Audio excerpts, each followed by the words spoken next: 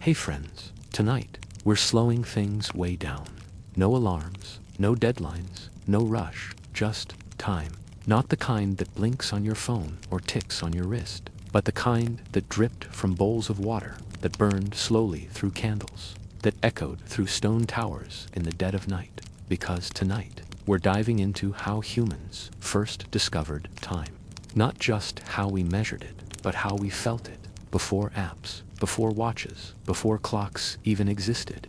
So before we begin, do me a small favor, like the video, only if you find this kind of calm curiosity soothing, and tell me in the comments, what time is it for you right now, and where are you watching from? It always amazes me how many of you are listening from your beds, across different corners of the world. Now, dim the lights, let the noise fade, and let's ease into tonight's journey through shadows, sand, ticking gears, and the long, quiet path of time itself. Every morning, a phone vibrates. A number glows on the screen, 6:58 a.m., and in that moment, everything begins. But this need to know what time it is, it's not new. It goes back, way back, thousands of years before digits, bells, or quartz crystals, before wristwatches, before time zones, before we even had numbers. Tonight, we'll go on a quiet journey, not just through time, but through the story of timekeeping itself. From shadows on stone to the heartbeat of atoms. This is how humans learned to count the hours, and maybe why we tried in the first place. Before the first cities, before the first writing, there were people walking barefoot through grasslands, tracking animals, watching the skies, sleeping under stars. And though they had no clocks, they had time, not measured time, but lived time. They saw the sun rise and set. They watched the moon wax and wane. They noticed how leaves changed color and snow returned again and again. Time came in cycles, like breathing, like seasons, like life and death. No numbers, no hours, but they still felt the passage of time. Some scholars believe the first timekeeping tools weren't tools at all, but stories, tales told around fire, of when the rains would come, of when the animals would migrate, of how many moons passed since a great hunt. Time lived in memory, not machines. Then something changed. People started marking time, on bones, on walls, on the tusks of mammoths and the horns of deer. One famous example, the Blanchard bone, found in France, over 30,000 years old. It has 69 carved marks, believed to track lunar phases, a calendar of sorts, long before agriculture, long before math. Later, in Mesopotamia, where cities began to rise, priests watched the stars. They noticed Venus vanished, then returned. They learned that the Tigris and Euphrates flooded in regular patterns. So they built calendars to plant, harvest, and pray on time. Egyptians followed suit. They didn't just look at stars, they watched shadows. They planted tall stones, obelisks, and saw how their shadows moved. The longest at sunrise, the shortest at noon. The sky became a giant sundial. These weren't clocks yet, but they were maps of rhythm, trying to give shape to the invisible. As cities grew, so did the need for precision. You couldn't just say, "Meet me when the sun is halfway up." You needed when, and so came the sundial. Egypt, Babylon, Greece, Rome, civilizations placed flat plates on the ground with a stick or gnomon at the center. As the sun moved, so did the shadow.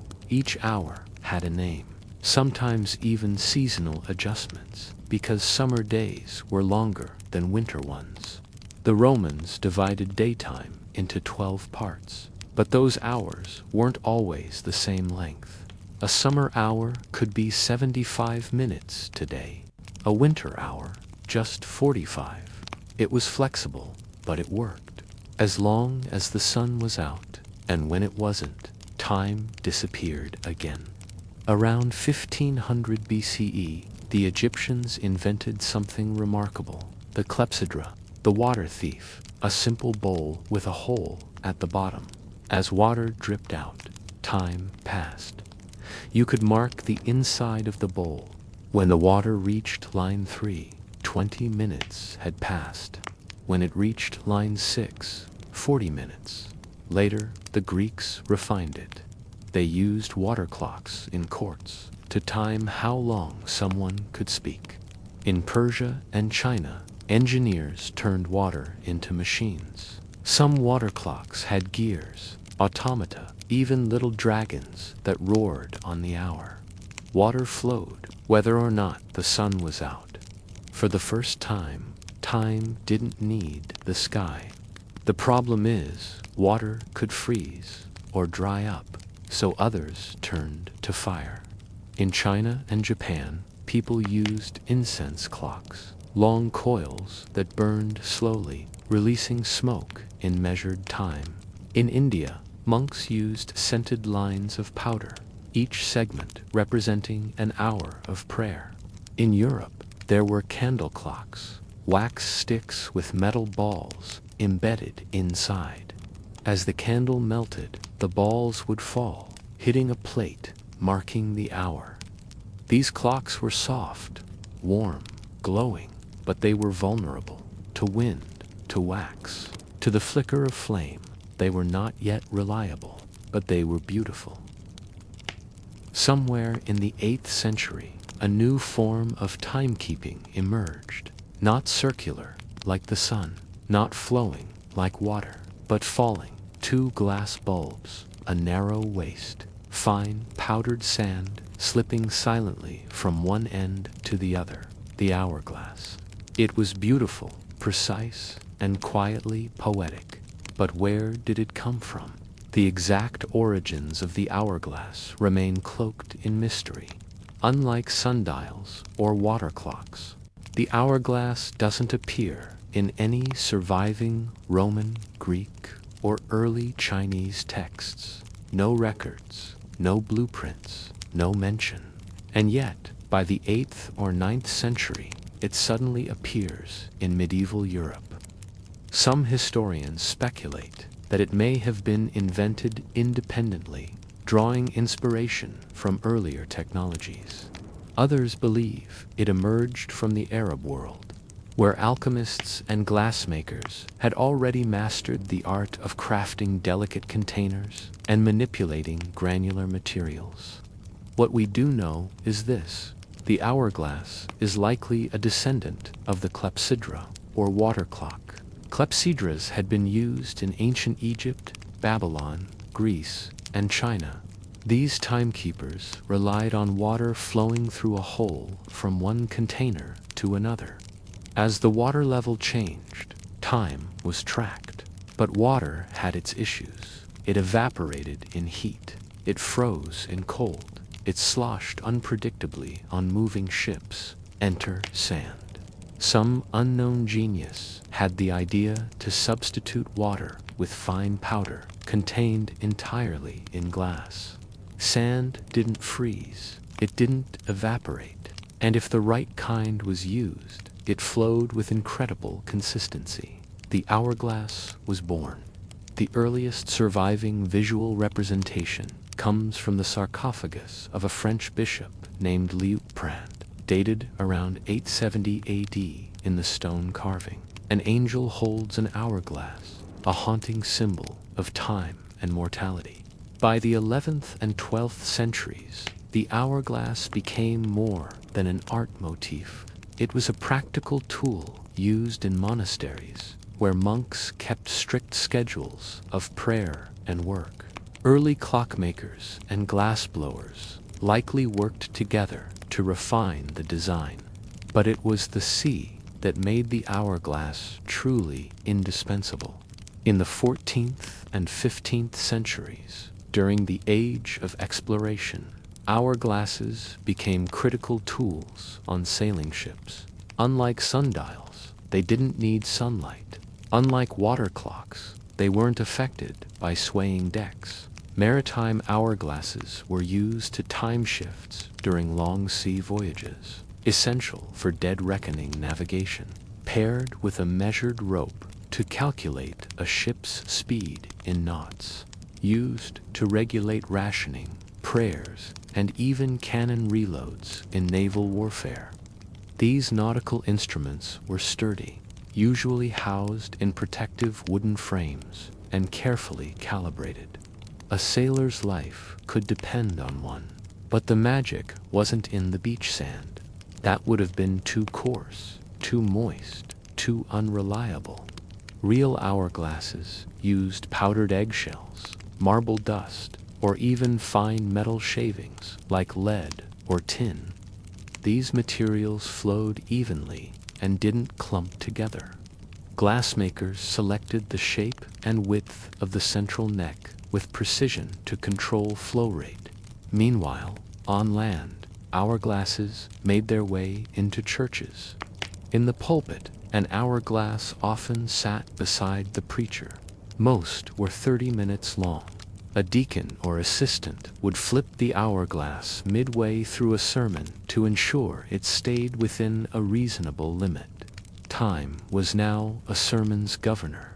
In kitchens, smaller hourglasses measured time for boiling eggs, brewing tea, or preparing medicines. Housewives and apothecaries alike used them. By the Renaissance, hourglasses were everywhere, in paintings, illustrations, and allegories. Artists like Hieronymus Bosch and Jan van Eyck used them as symbols of mortality. Philosophers saw them as a metaphor for life and death, a constant reminder that every grain of time falls and never returns. The hourglass had become a cultural icon. It stood for discipline, death, devotion, and discovery. But it had limits. You had to manually flip it. It couldn't tell the time of day, only a duration. And it wasn't always accurate, depending on temperature, humidity, and manufacturing. Still, for centuries, it was a trusted companion.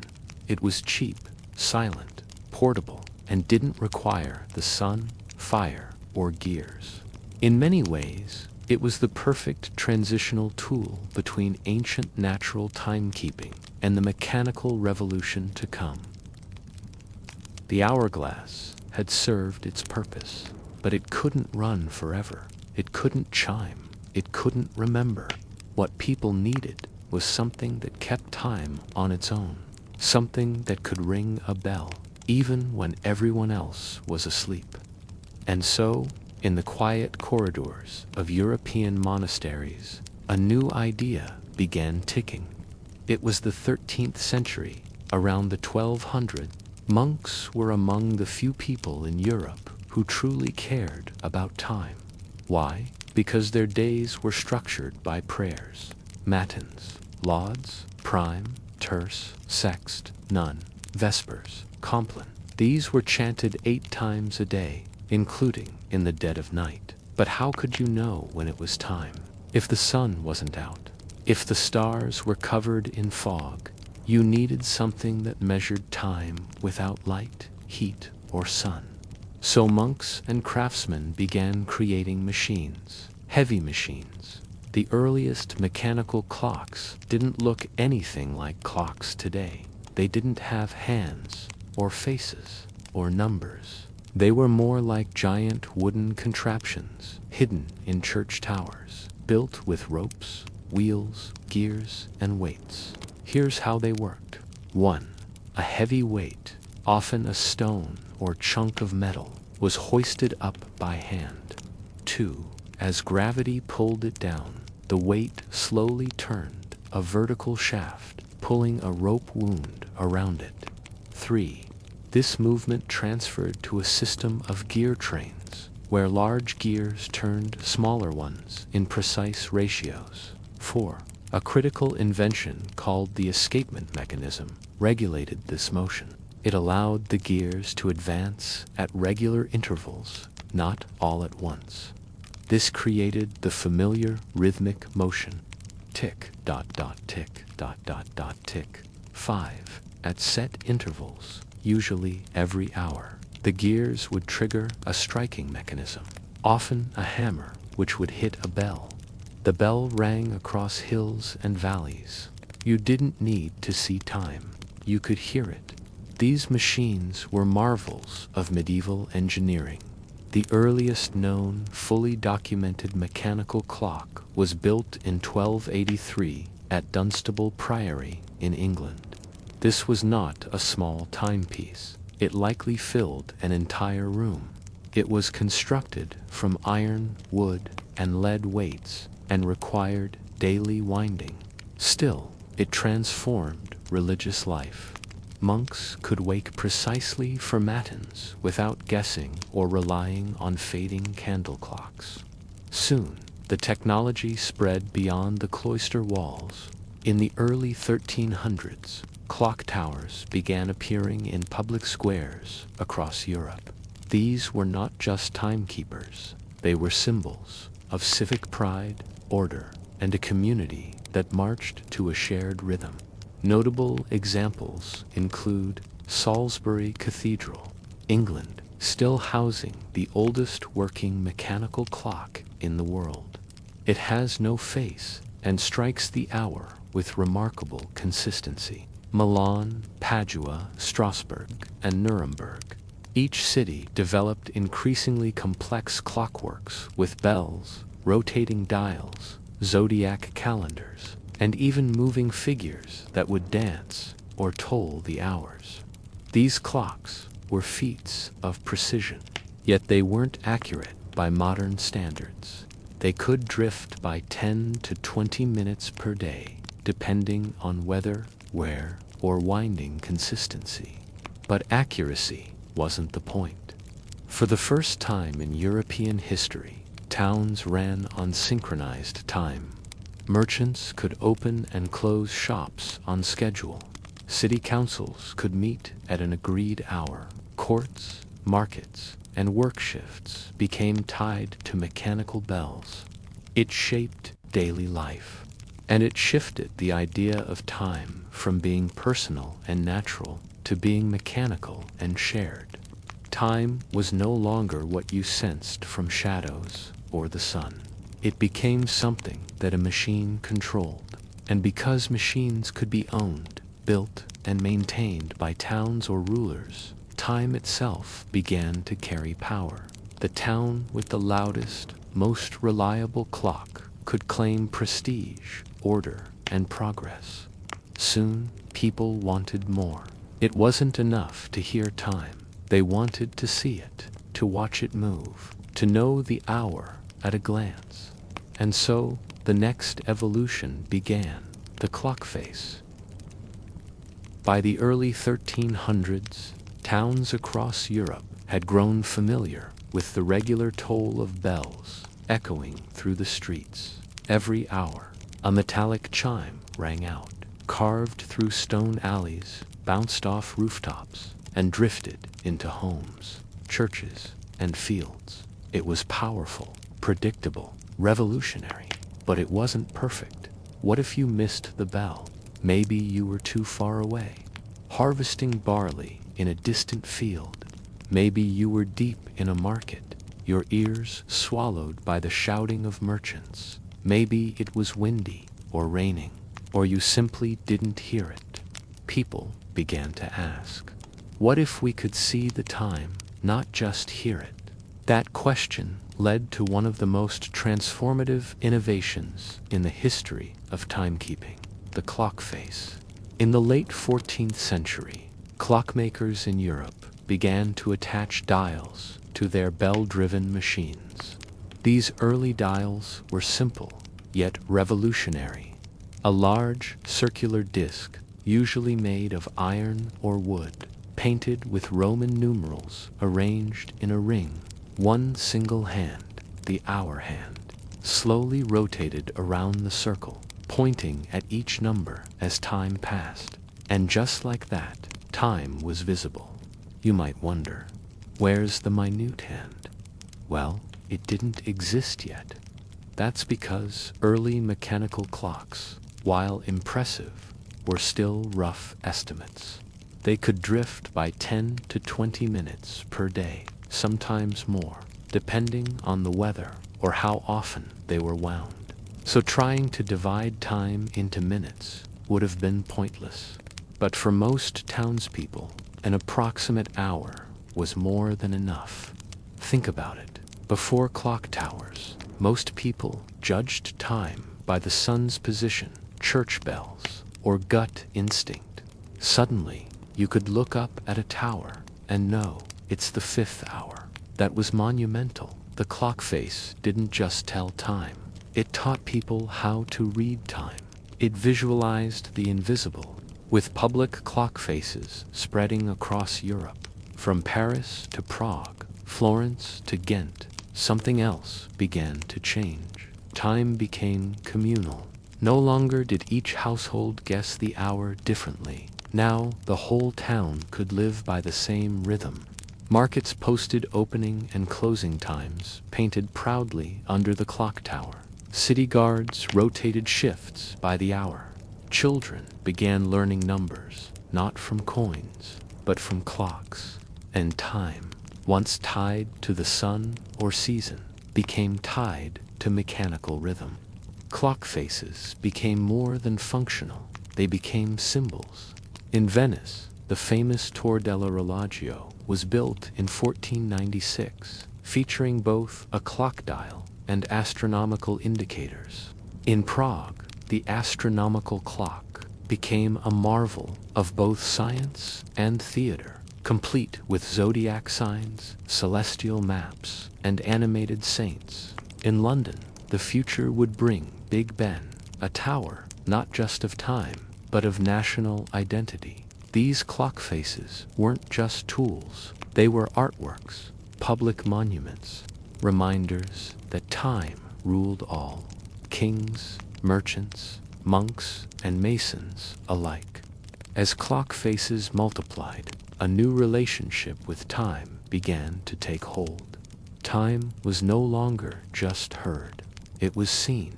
No longer guessed. It was read. No longer personal. It was public. And slowly, minute by minute, the world became a place where time wasn't just passing. It was being measured. By the 1400s, the sound of bells had become the heartbeat of towns across Europe. But time was about to shrink. From towers to tables, from chapels to coat pockets. And it all started with a brilliant shift in mechanism, the invention of the mainspring. Until now, most mechanical clocks relied on weights, heavy objects that slowly descended, turning gears as they fell. But these weights made clocks bulky, stationary, and gravity-dependent. In the late 1400s, craftsmen in Germany and France began experimenting with coiled metal springs, what we now call mainsprings. Unlike weights, springs could store energy in a compact form. When wound tightly, they slowly unwound, releasing energy that could turn gears. This breakthrough allowed clocks to become smaller and portable. With springs replacing falling stones, clocks no longer needed towers. Clockmakers began building mantel clocks, ornate timepieces that could sit on shelves, desks, or fireplace mantels. Others crafted wall-mounted clocks, enclosed in wooden cases with decorative carvings. Time had entered the home. It now ticked in kitchens, studies, and salons. Then, in 1510, a locksmith and clockmaker from Nuremberg, Germany, Peter Henlein, crafted something revolutionary, a portable timepiece that could fit in your hand, roughly the size of a small apple.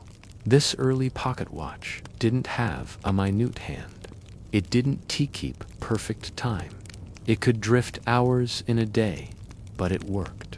And, more importantly, it was yours. It was called the Nuremberg egg, named for its oval shape and city of origin.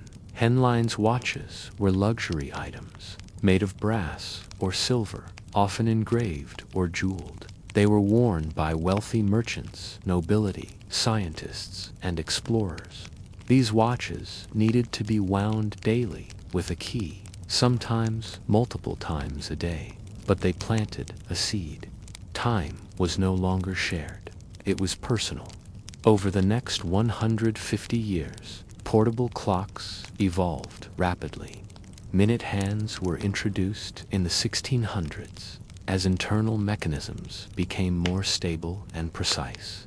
Glass faces protected the delicate hands from damage.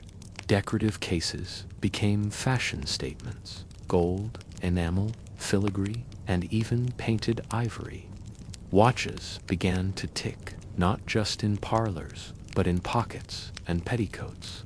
Some clocks even featured moon phase indicators, tide markers, calendars, miniature celestial charts in cities and countryside alike.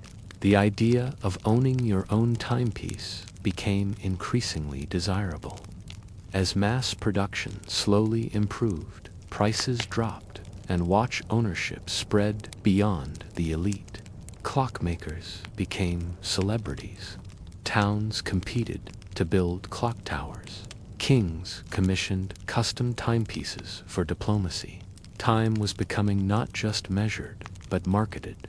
By the mid-1600s, clocks had become central to trade schedules, court appointments, church rituals, scientific experiments. But even the finest watches and clocks had a weakness: inaccuracy. Most clocks drifted several minutes per day. That might not matter if you were baking bread. But if you were tracking a solar eclipse or navigating across the sea, a few minutes could mean disaster. Time needed correction. And that correction came not from a royal workshop or wealthy patron, but from the mind of a Dutch scientist. In 1656, Christian Huygens, a mathematician and astronomer from the Netherlands, introduced the most precise timekeeping mechanism ever invented at that point: the pendulum clock. Huygens had been studying how things swung. He discovered that a pendulum, a rod with a weight at the end, swung at a consistent rate, regardless of how far it swung. This property is known as east. One swing equals one tick. Every tick equals the same amount of time. By attaching a pendulum to a gear train, Huygens built a machine that was regulated by gravity, not springs or hands. And the results were staggering. Old tower clocks, off by 15 minutes per day. Huygens' pendulum, off by 15 seconds per day. It was a revolution. Pendulum clocks became a household staple, especially in the form of long case clocks. Tall wooden cabinets, swinging pendulums inside, slowly descending weights, powering the gears, also known as grandfather clocks. These timepieces became symbols of order and domestic refinement. But more importantly, they changed science. For the first time, astronomers could time the motion of planets to the second. Cartographers could calculate longitude by comparing time between locations. Chemists could track reactions and decay with accuracy. Time became a tool of inquiry, not just rhythm, but measurement. But pendulums had a flaw. They needed to hang. They weren't portable. So in 1675, Huygens introduced another breakthrough: the balance spring. This tiny coil controlled the oscillation of a balance wheel, a miniature version of a pendulum. It could be placed inside pocket watches. This gave portable timepieces their first real accuracy. You could now carry a watch that told reasonably precise time, even if you were riding a horse, crossing an ocean, or pacing through a palace. The balance spring became the beating heart of watches for the next 250 years. and by the 18th century, homes echoed with rhythmic ticking. Scientists compared notes by the second. Watchmakers refined mechanisms with surgical precision. Clocks and watches were no longer novelties, they were necessities. Time had entered every room, every hand, every plan. But even these marvels, powered by metal, by gravity, by genius, had limits. To move beyond them, we would need to leave mechanics behind and look toward something that vibrates with microscopic perfection. A crystal. By the 1800s, the pendulum had reigned for nearly 2 centuries. Its slow, rhythmic swing had brought order to homes, cities, and science. But time was accelerating. Trains were crossing countries. Telegraphs were sending signals across continents. Factories were operating on strict schedules. And soon, radios would beam voices through the airwaves. Suddenly, being off by a few seconds mattered.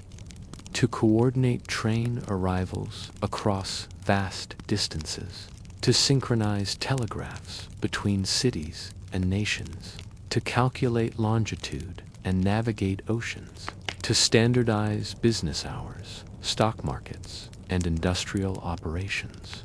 Humanity needed something more precise than swinging weights and wound springs. And that's where quartz came in. In 1927, 2 engineers at Bell Telephone Laboratories, Warren Marrison and J.W. Horton, made a quiet discovery that would shake the world of timekeeping forever.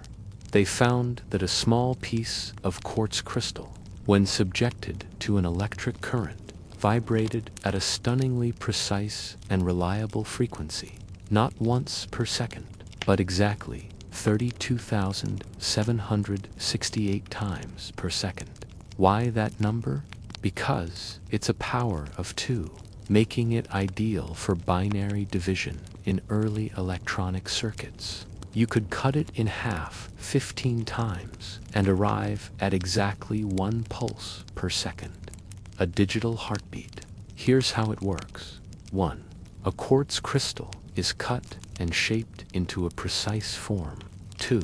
When electricity flows through it, it oscillates at a fixed frequency, a property known as piezoelectricity. 3. These oscillations are extremely stable, far more than any pendulum or balance wheel. 4. An electronic counter divides the oscillations to generate regular, measurable pulses, 1 tick per second. This meant no moving parts, no winding, no friction or wear, no temperature-driven inaccuracies, just silent, consistent vibrations, powering a whole new era of timekeeping. By the 1960s and 70s, quartz clocks and watches had moved from laboratories to department stores. The first quartz wristwatch, the Seiko Astron, was released in 1969. It cost as much as a small car, but it signaled the beginning of a revolution. Soon after, quartz watches flooded the market. Casio, Timex, and Citizen began mass-producing them. Switzerland, long the capital of luxury mechanical watches, was suddenly in trouble. A period known as the quartz crisis. Quartz watches were inexpensive to make, much more accurate than mechanical watches, lighter, thinner, and easier to maintain. By the 1980s, more than 80% of all watches sold were quartz. The ticking sound many people grew up hearing, that subtle, steady click, wasn't the gear of a spring, but the invisible vibration of a tiny crystal. Timekeeping had gone electric, but it still wasn't perfect. While quartz brought incredible accuracy to everyday life, scientists and engineers still needed absolute precision. Enter the atomic clock. In 1949, scientists at the National Bureau of Standards in the United States unveiled the world's first atomic clock. Instead of measuring time using physical motion, like a pendulum or quartz crystal. It used the natural oscillations of atoms, specifically cesium-133 atoms. Atoms are like nature's metronomes. They vibrate at consistent frequencies that never change, regardless of temperature, gravity, or age. A cesium atom naturally ticks at exactly 9,192,631,770 cycles per second. That number, that very specific number, became the new gold standard. In 1967, the international scientific community redefined 1 second as the duration of 9,192,631,770 periods of the radiation corresponding to the transition between two hyperfine levels of the ground state of the cesium-133 atom. That's right. Time itself is now defined by the behavior of a single atom, asterisk asterisk.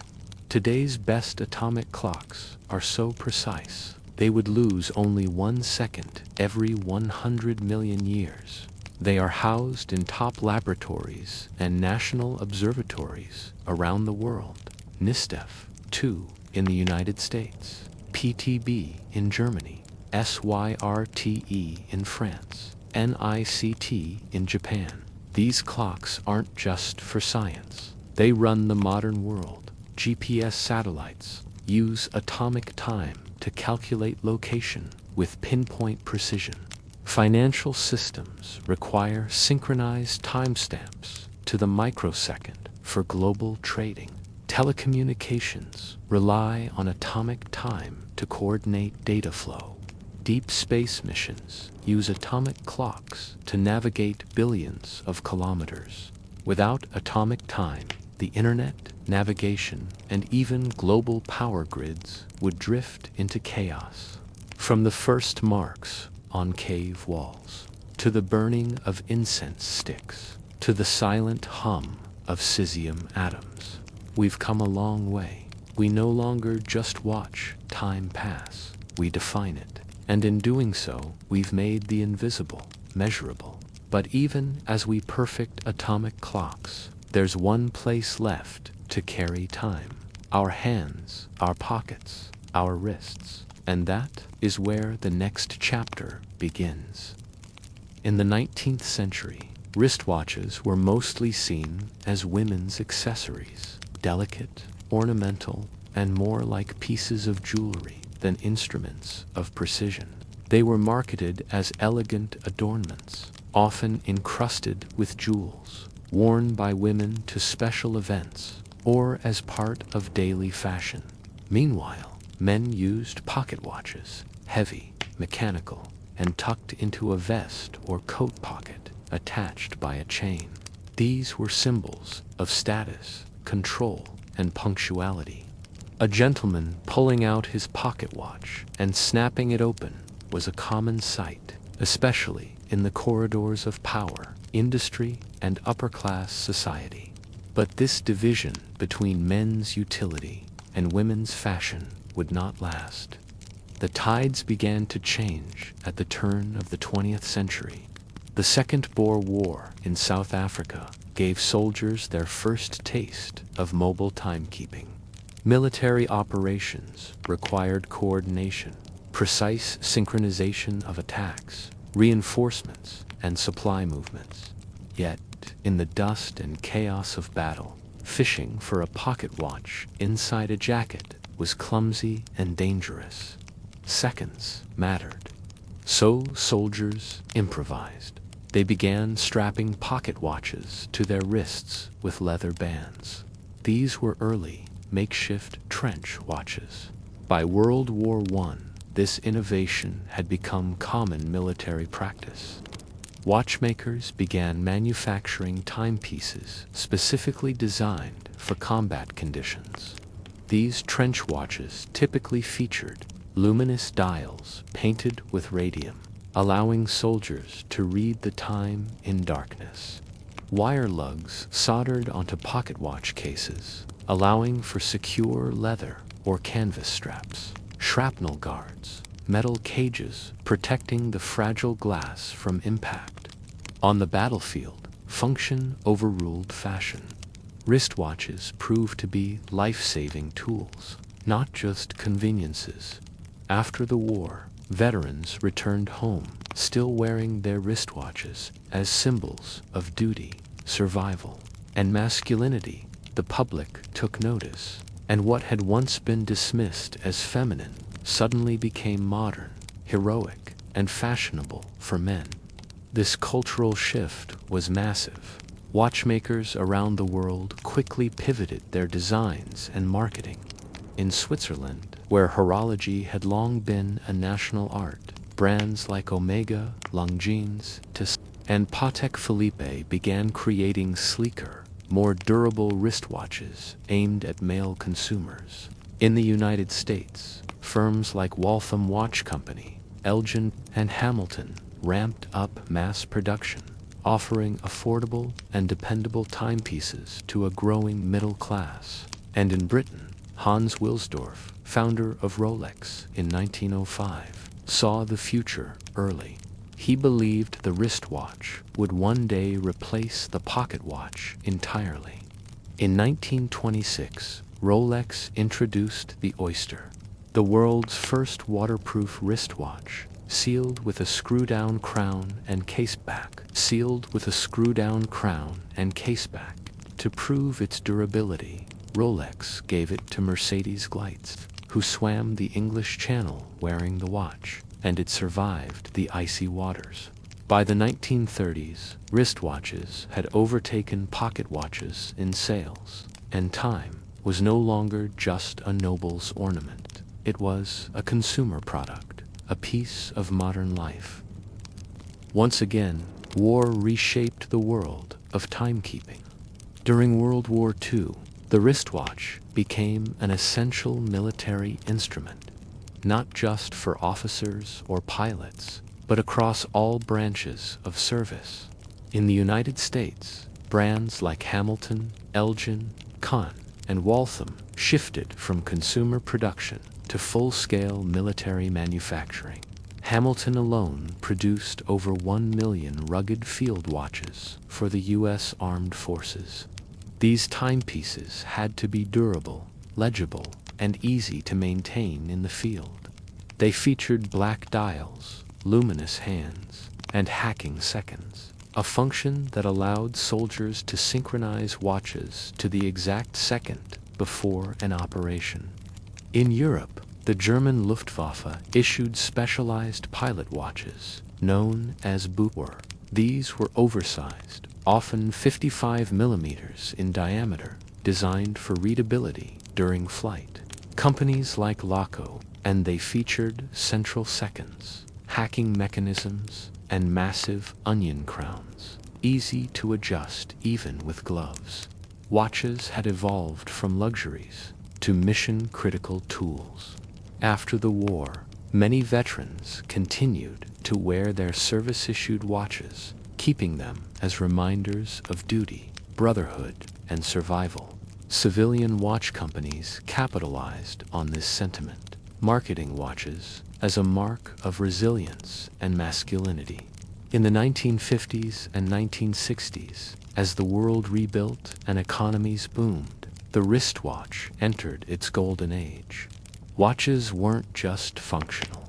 They became reflections of identity, style, and even adventure. Rolex launched the Submariner, a dive watch that became iconic, not only among divers but also in pop culture. Worn by James Bond, Omega released the Speedmaster, a chronograph that later made history as the first watch on the moon during Apollo 11 in 1969. Seiko, emerging from post-war Japan, introduced models like the Alpinist and later the Seiko 5, reliable, affordable automatics that democratized mechanical watch ownership. Heuer produced the Carrera, tailored for motorsport enthusiasts with sleek designs and easy-to-read dials. This era brought about a diversification in purpose.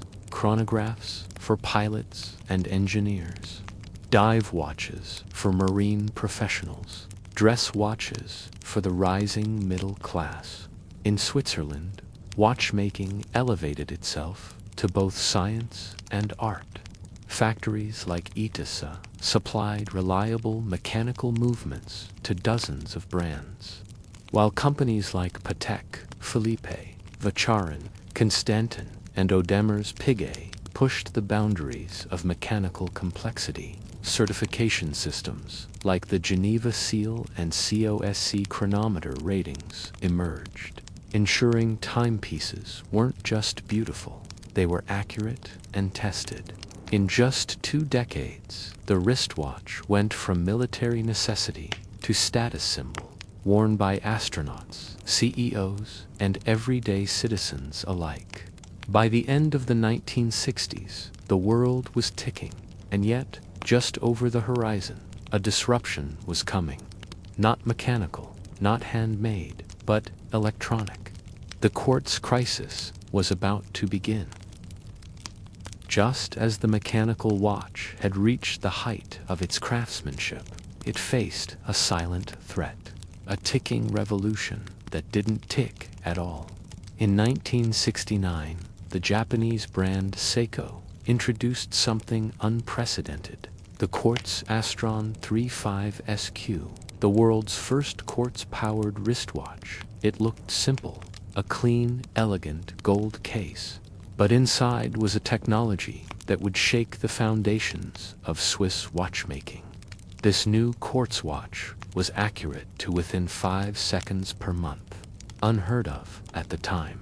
It was maintenance-free, needing no daily winding. It was compact, using a vibrating quartz crystal and battery instead of balance wheels or escapements. And most dangerously of all, it could be when quartz technology spread, it was like a tidal wave. Casio, Citizen, and Seiko began rolling out models that were not only more accurate, but cheaper. In Switzerland, long the beating heart of traditional watchmaking, it was nothing short of a crisis. Hundreds of mechanical watch brands went bankrupt. Factories closed. Families with generations of watchmaking heritage saw their livelihoods disappear. Employment in the Swiss watch industry plummeted by over 60% in less than 2 decades. It wasn't just a shift in technology, it was a cultural upheaval. A 300-year-old industry that had prized craftsmanship, complication, and tradition was being outpaced by plastic and precision. Too many Swiss watchmakers, quartz felt sterile to customers. It felt like the future. In 1972, innovation came from the most unexpected place, America. A division of Hamilton Watch Company called Pulsar unveiled the P1 LED watch, the first truly digital wristwatch. It was space age, no dial, no hands, no ticking, just a blank black screen until you pressed a button. Then, glowing red numbers lit up. 1248, 723. It cost over $2,000 USD, more than a Rolex Submariner at the time. It was a statement that time could be futuristic, silent, and cool. Celebrities wore it. It appeared on James Bond's wrist in Live and Let Die, and soon every tech company wanted in. But lead watches had issues. You had to press a button just to see the time, to conserve battery. Bright sunlight made the display hard to read. Battery life was dismal. Still, the race had begun. The next big leap came from LCD liquid crystal display technology. Unlike LED, LCDs could display time continuously and used far less power. By the late 1970s, brands like Seiko, Casio, and Citizen flooded global markets. They introduced slim digital watches, multiple time zones, alarms, timers, and backlights for nighttime use. And yes, the legendary calculator watch, with tiny rubber buttons. It was no longer just a watch. It was a tool belt on your wrist, and crucially, it was affordable. For the first time in history, a child in any country could own a highly accurate digital timekeeper. No luxury, no inheritance, just a $10 Casio, durable, precise, and proudly worn. In the 1980s and 90s, watches morphed again. They became gadgets, part of the early wave of personal technology. Casio, the undisputed king of innovation, led the charge. They made game watches where you could play Tetris, Donkey Kong, and Mario on a 1-inch screen during math class. There were Tamagotchi's tile watches, care for a digital pet right on your wrist. TV remote watches, yes, you could secretly change the channel in a waiting room. Databank watches, store phone numbers and contacts long before smartphones. The Casio F91W, launched in 1989, became a global icon. It was ultra-lightweight, waterproof, accurate to within seconds per month, and cost under $20. It became standard military issue, worn by everyone from school kids to soldiers. In 1983, Casio launched something bold, the G-Shock, created by engineer Kikuo Ibe, whose mission was to build a watch that could survive a 10-meter drop. G-Shocks were shockproof, water-resistant, and built like a tank. They were stylish, bulky, and unapologetically rugged. They quickly found fans in skateboarding and surf culture, hip-hop, and streetwear, and military and rescue operations. For many, a G-Shock wasn't just a watch. It was a badge of toughness. Meanwhile, in Switzerland, one brand changed everything.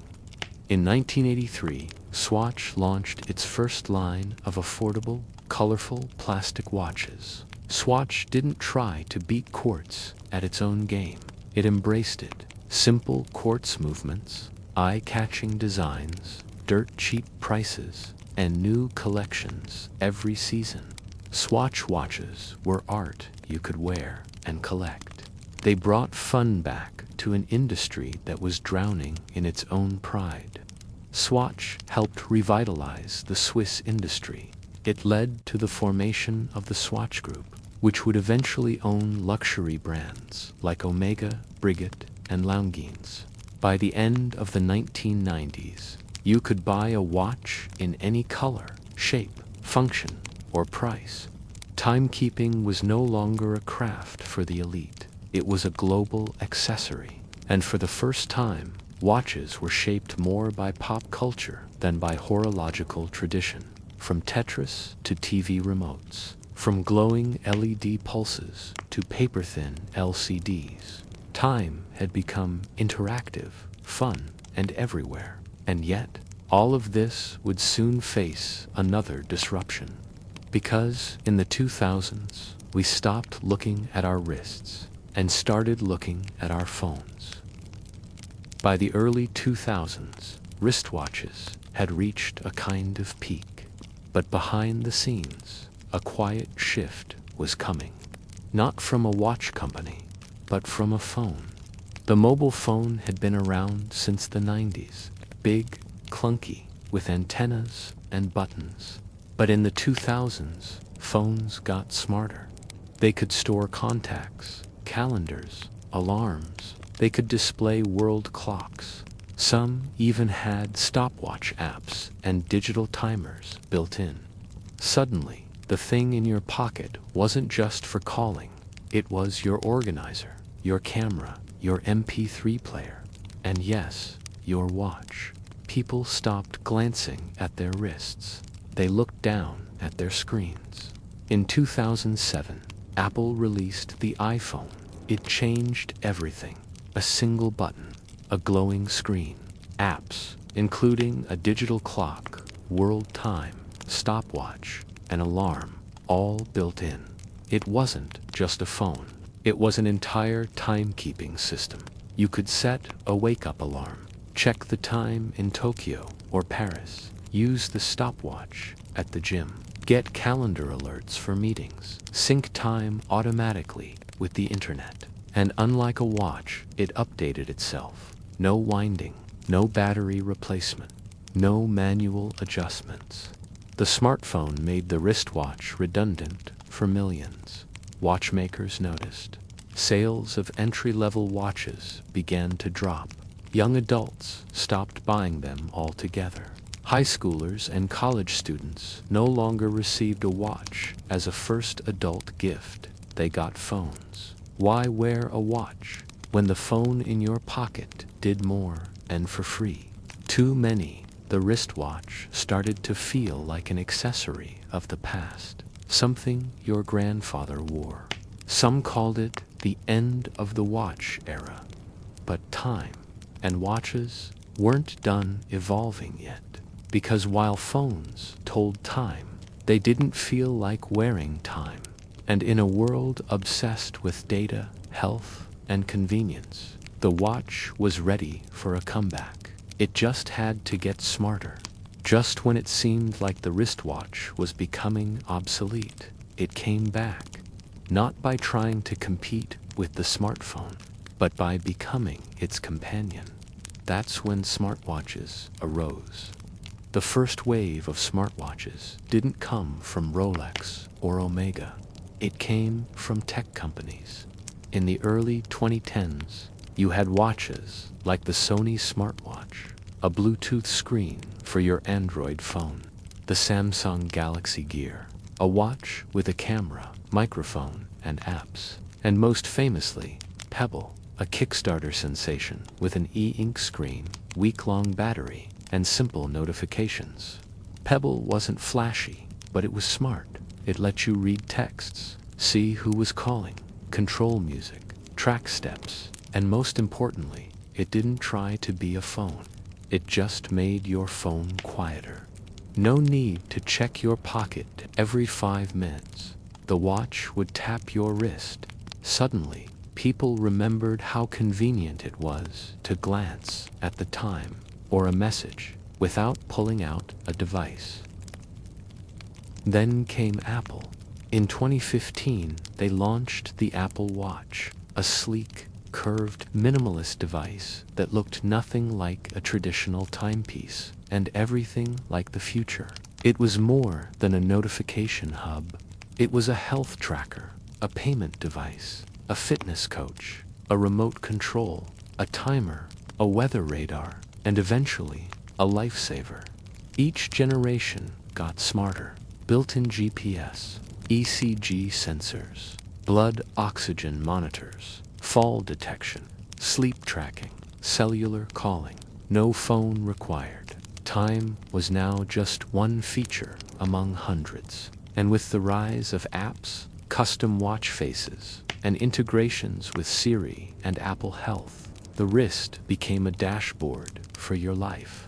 The smartwatch didn't just bring the watch back, it redefined it. Now, your watch could nudge you to stand every hour, count your calories, track your runs, monitor your heart rate variability, warn you of irregular heartbeats, wake you with gentle vibrations, even call for help if you fall and don't move. It wasn't about timekeeping anymore. It was about life-keeping. Watches had become digital bodyguards, wrapping around your wrist like armor. Apple wasn't alone. Garmin carved a niche with GPS-based watches for runners, hikers, and triathletes. Fitbit offered affordable health trackers that looked and acted like watches. Samsung integrated smartwatches into the Galaxy ecosystem. Huawei, Xiaomi, Amazfit all offered models to suit different budgets. By 2020, smartwatches were outselling traditional Swiss watches for the first time in history. And by 2023, over 250 million people worldwide were wearing some form of smartwatch or fitness tracker. We've come a long way from sundials and hourglasses to smartwatches. Today, watches are health monitors, personal assistants, wallets, compasses, sleep analysts, productivity tools, even fashion statements, again, with customizable faces, straps, and animations. But there's something curious about all this. We used to check the time. Now, time checks us. It watches how long we stand, how fast we breathe, how little we sleep, how much we move. The watch is no longer just a mirror of the hour. It's a mirror of you. For thousands of years, humans lived by the sun. They didn't count minutes. They followed seasons. They rose when light returned and slept when it faded. But over centuries, as clocks became more precise, time became more than just a way to organize life. It became a way of thinking. In the beginning, time was cyclical. The moon waxed and waned. The seasons turned. But the invention of mechanical clocks changed that. Time was no longer a circle. It became a line. Every tick moved you forward, never back.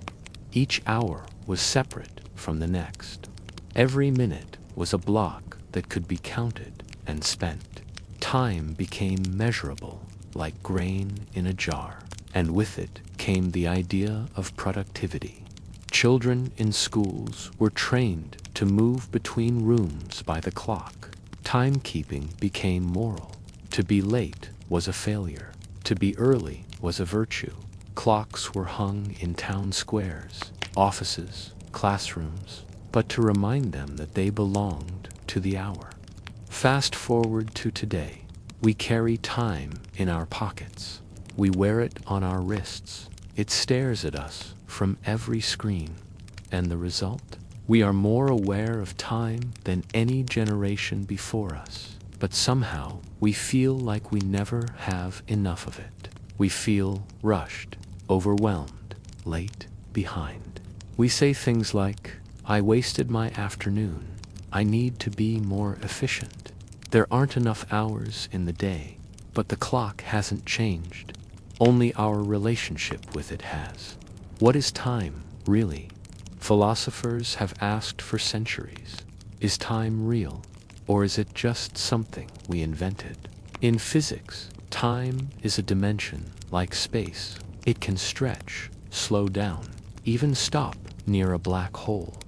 In our brains, time is perception. A joyful hour feels like a minute. A boring minute feels like an hour. We don't just observe time, we feel it. In some ways, smartwatches and digital clocks brought us precision, but also pressure. Every second can now be tracked, optimized, logged. Listening to rain without needing to be somewhere. Losing track of the hour in a good conversation. Falling asleep to nothing but silence and breath. Because no matter how modern the clock becomes, the most ancient rhythm is still inside us. Our heartbeat, our breath, the rise and fall of the chest. There's just this moment, and in this moment, you are safe, you are still, and time can take care of itself. Close your eyes. Let the seconds drift like grains of sand in an hourglass. Let your mind slow, like a pendulum that has come to rest. Because even without numbers, without hands, is still holding you. Good night, and sleep well.